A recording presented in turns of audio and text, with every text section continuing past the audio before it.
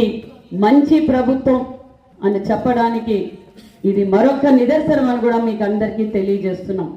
5 నెలల్లో అధికారంలోకి వచ్చి ఎన్డీఏ ప్రభుత్వం అధికారంలోకి వచ్చి 5 నెలలైంది.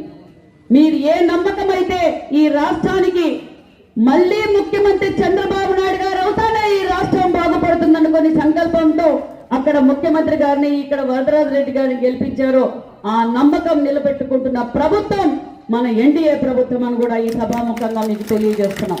మరి వచ్చిన 5 నెలల్లోనే ఈ రోజు ఈ రెవెన్యూ సదస్సు రాష్ట్ర వ్యాప్తంగా ఈ రెవెన్యూ సదస్సులు వచ్చే నెల 8వ తారీఖు వరకు జరుగుతాయి. మా భూమి పొజిషన్లో మేమున్నాం. 1B వేరే వాళ్ళ పేరు వచ్చేసింది. అన్నదమ్ముల మధ్య చిచ్చు పెట్టడం, వాళ్ళతో ఒక అగ్రిమెంట్ క్రియేట్ చేయించుకొని ఇలా ఎక్కడ చూసినా భూ సమస్యలే.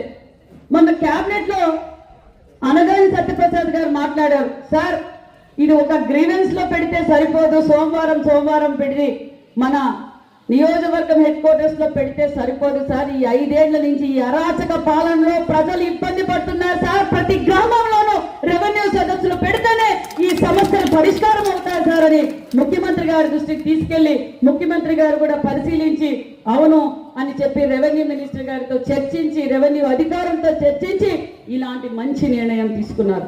మరి గత 5 సంవత్సరాల్లో 5 నెలల్లోనే మంత్రులు, అధికారులు, ఎమ్మెల్యేలు, ప్రజాప్రతినిధులు మీ ముందుకు వచ్చారంటే ఇది చంద్రబాబు నాయుడు గారి పరిపాలన అన్న విషయాన్ని మీకు అందరికీ గుర్తు చేస్తున్నాం.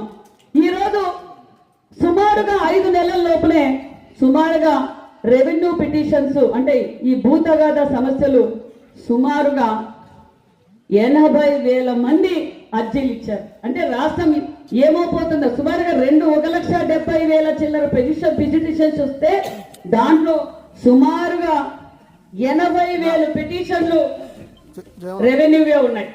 అంటే ఈ 5 ఏళ్లలో ఒక్క ఛాన్స్ అని చెప్పి ఈ రంగుల రెడ్డి, ఈ 11 రెడ్డి ఏ విధంగా పరిపాలించారంటే దోచుకోవడం, దాచుకోవడం తప్ప అభివృద్ధి శూన్యం అన్న విషయాన్ని కూడా మీకు మరొకసారి గుర్తు చేస్తున్నాం.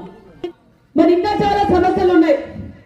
మరి నేను రాయలసీమ పులి బిడ్డ, నేను పులివెందుల బిడ్డ, నేనేదో ఈ రాయలసీమకు చేసేస్తా, ఈ రాయలసీమని మార్చేస్తా అని చెప్పి ఓటేశారు.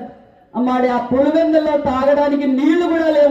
నేను కడపలో రివ్యూ మీటింగ్ పెడితే పులివెందుల్లో తాగునీరు కూడా లేదన్న విషయాన్ని కూడా మీకు తెలియజేస్తున్నాం. మరి మేము 5 నెలల్లో వచ్చాం.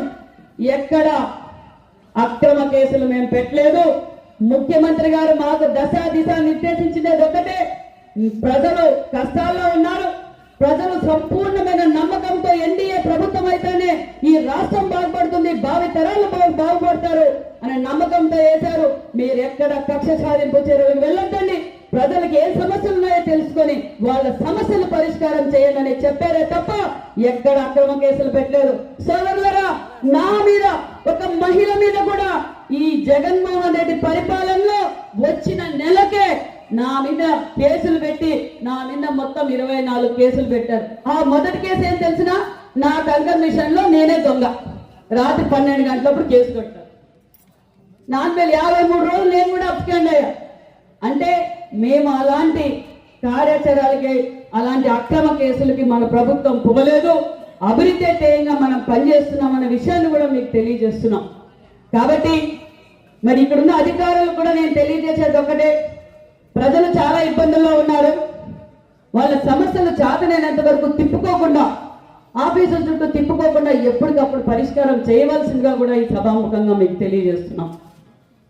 చాలా చోట్ల ఇంకా ఈ సమస్యలు వస్తున్నాయి. నేను పోయిన చోట మాకు బర్త్ సర్టిఫికేట్ కావాలన్నా, డెత్ సర్టిఫికేట్ కావాలన్నా కొన్ని చిన్న చిన్న పనులు కూడా కొన్ని చోట్ల జరగటం లేదని, దయచేసి అది కూడా మీరు ఇమ్మీడియట్ గా ప్రజలు వచ్చిన సమస్యలు పరిష్కారం చేయవలసిందిగా కూడా కోరుకుంటున్నాం.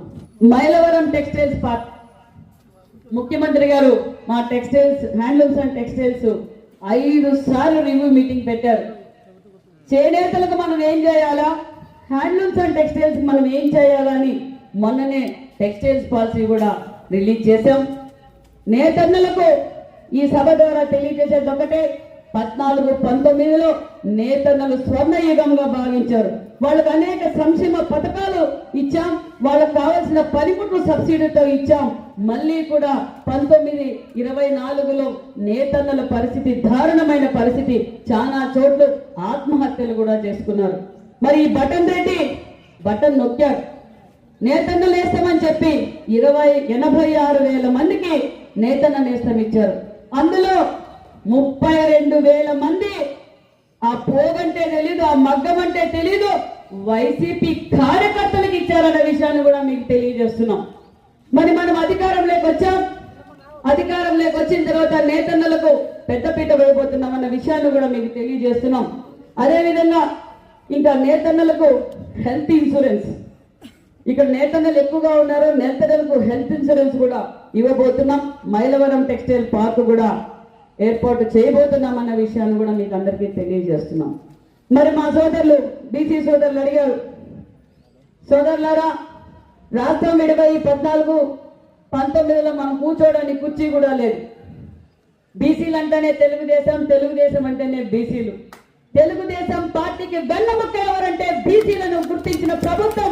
ఇక్కడ బీసీలు ఉన్నారు అని గుర్తించింది అన్న నందమూరి తారక రామారావు గారు వచ్చిన తర్వాతే బడుగు బడిగిన వర్గాలు ఇలా వేదికలు పంచుకోగలుగుతున్నాం, స్వాతంత్రంగా మాట్లాడగలుగుతున్నాం, ఈరోజు అన్ని రంగాల్లోనూ ఉన్నామంటే అన్న నందమూరి తారక రామారావు గారు.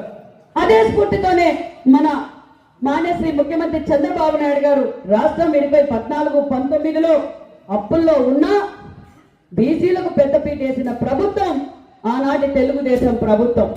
ఆ రోజు బీసీలు అన్ని రంగాల్లోనూ ఉండాలి, ఒక పక్క సంక్షేమ పథకాలు ఇస్తూ, ఒక పక్క స్వయం ఉపాధి పథకాలు, ఒక పక్క లోన్ల ద్వారా, ఆదరణ పథకం ద్వారా, అనేక ఎంఎస్ఎంఈ లోన్ల ద్వారా కూడా అనేక మందికి ఉపాధి చూపించిన ప్రభుత్వం తెలుగుదేశం ప్రభుత్వం. మా సోదరులు ఇప్పుడే అడిగారు బీసీ భవన్ సార్, అప్పుడే మనం జిల్లా హెడ్ క్వార్టర్స్ అంటే అప్పుడు 13 జిల్లాలు ఉండేవి. 13 జిల్లాల్లోనూ బీసీ భవన్లు కట్టాలి, బీసీ భవన్లకు స్థలం కేటాయించి బీసీ భవన్లు అప్రూవల్ కూడా అడ్మినిస్ట్రేషన్ అప్రూవల్ ఇచ్చి నిధులు ఇచ్చిన ప్రభుత్వం ఆనాటి తెలుగుదేశం ప్రభుత్వం. మరి 1924లో ఈ రంగుల రెడ్డి వచ్చిన తర్వాత కనీసం 70-80% బీసీ భవన్లు పూర్తి అయిపోయినాయి. ఆ బీసీ భవన్ల కన్నా ఈ రంగుల రెడ్డికి పేర్లు మార్చుకోవడం అలవాటు, ఆ పేర్లు మార్చుకోవడం బీసీలకు అంకితం చేయొచ్చు, అది కూడా చేయలేదు. అంటే బీసీల ద్రోహి ఈ జగన్మోహన్ రెడ్డి గారు అనే విషయాన్ని కూడా మీకు తెలియజేస్తున్నాం. మరి మొన్ననే మన ముఖ్యమంత్రి గారి దృష్టికి పెట్టాం సార్ ఏమన్నారంటే, సవితమ్మ ఈ ఎన్డీఏ ప్రభుత్వం అధికారంలోకి రావడానికి 5 సంవత్సరాలు బడుగు పడిన బిడ్డలు చాలా కష్టపడ్డారు, వాళ్ళకు ప్రతి జిల్లా హెడ్ క్వార్టర్స్ లో కూడా 1 ఎకరా స్థలంతో బీసీ భవన్లు నిర్మాణం చేయండి అని చెప్పిన ప్రభుత్వం ఎన్డీఏ ప్రభుత్వం, ముఖ్యమంత్రి చంద్రబాబు నాయుడు గారు అనే విషయాన్ని కూడా మీకు తెలియజేస్తున్నాం. మరి ఇక్కడ పెద్దలు ఉన్నారు, ఎంతో సీనియర్లు, 6సారి ఎమ్మెల్యే కదా సార్, 6సారి ఎమ్మెల్యే. మరి మంచి ఎమ్మెల్యేని మీరు ఎన్నుకున్నారు, మీ సమస్యలన్నీ పరిష్కారం చేస్తారు. మీరు పెద్దలు ఇంతమాగా సూచించినట్లు మా సమస్యలు ఏమైనా, మీ సమస్యలు ఏమి తీసుకొచ్చినా నేను ఇమ్మీడియట్ గా మీ అధికారులతో చెప్పి సమస్యలు పరిష్కారం చేస్తానని కూడా ఈ సభాముఖంగా మీకు అందరికీ తెలియజేస్తూ, మరి ఎప్పుడైనా మీరు ఏదైనా అవసరం ఎమర్జెన్సీ ఉంటే మంత్రి గారి దృష్టికి కానీ నా దృష్టికి కానీ తీసుకొస్తే ఖచ్చితంగా నేను స్పందిస్తాను. వెంటనే సమస్య పరిష్కారానికి కూడా మనం ప్రయత్నించి పరిష్కారం కూడా చేస్తామని కూడా తెలియజేస్తూ, మరి నాకు ఈ అవకాశం కల్పించిన ముఖ్యమంత్రి గారికి, మరి ఇక్కడ పెద్దలందరికీ ప్రత్యేకమైన ధన్యవాదాలు తెలియజేసుకుంటూ జై హింద్.